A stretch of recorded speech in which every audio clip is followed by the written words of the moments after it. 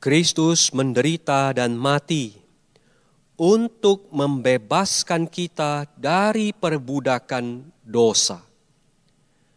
Dan dari Yesus Kristus, saksi yang setia, yang pertama bangkit dari antara orang mati, dan yang berkuasa atas raja-raja bumi ini, bagi Dia yang mengasihi kita dan yang telah melepaskan kita dari dosa kita oleh darah-Nya dan telah membuat kita menjadi suatu kerajaan, menjadi imam-imam bagi Allah Bapa-Nya. Bagi Dialah kemuliaan dan kuasa sampai selama-lamanya. Wahyu pasal pertama ayat 5 sampai 6. Dosa merusak kita dalam dua hal.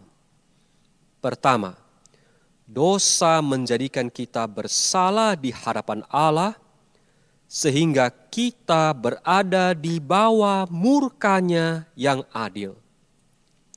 Kedua, dosa menyebabkan kita berperilaku buruk, sehingga kita merusak gambar dan rupa Allah yang seharusnya kita tunjukkan. Dosa mengutuk kita dengan rasa bersalah dan memperbudak kita dengan ketiadaan kasih. Darah Yesus membebaskan kita dari kedua penderitaan itu. Darah Yesus memuaskan kebenaran Allah sehingga dosa kita bisa diampuni dengan adil. Darah Yesus mengalahkan kuasa dosa yang membuat kita diperbudak oleh ketiadaan kasih. Kita sudah membahas bagaimana Kristus menanggung murka Allah dan menghapus kesalahan kita. Tetapi bagaimana darah Kristus membebaskan kita dari perbudakan dosa? Ketika Kristus mati untuk menghapus hukuman kita, Dia membuka pintu agar kemurahan surgawi mengalir, sehingga kita terbebas dari kuasa dosa.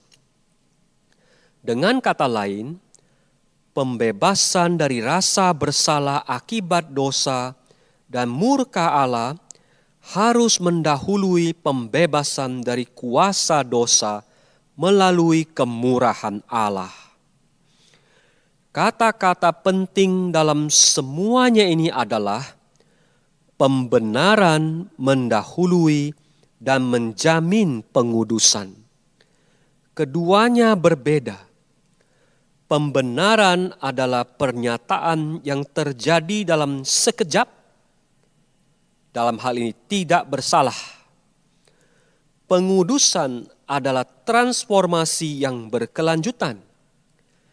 Allah memberi kita kuasa untuk berubah melalui pribadi Roh Kudus.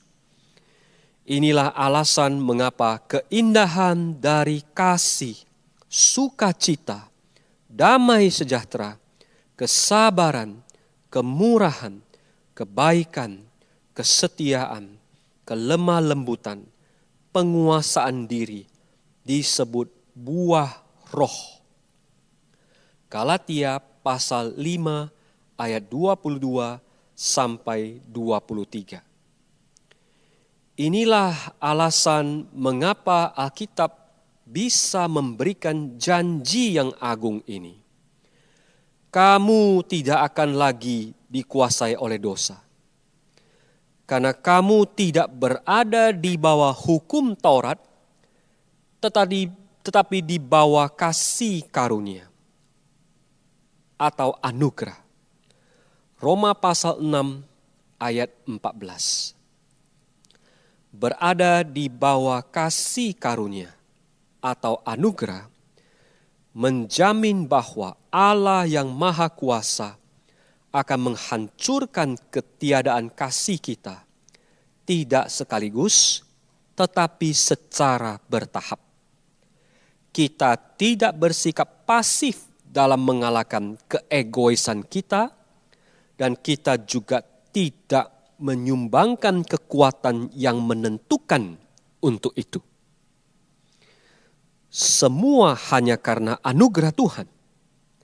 Karena itu, Rasul Paulus bisa berkata, "Aku telah bekerja lebih keras daripada mereka semua, tetapi bukannya aku, melainkan kasih karunia atau anugerah Allah yang menyertai aku."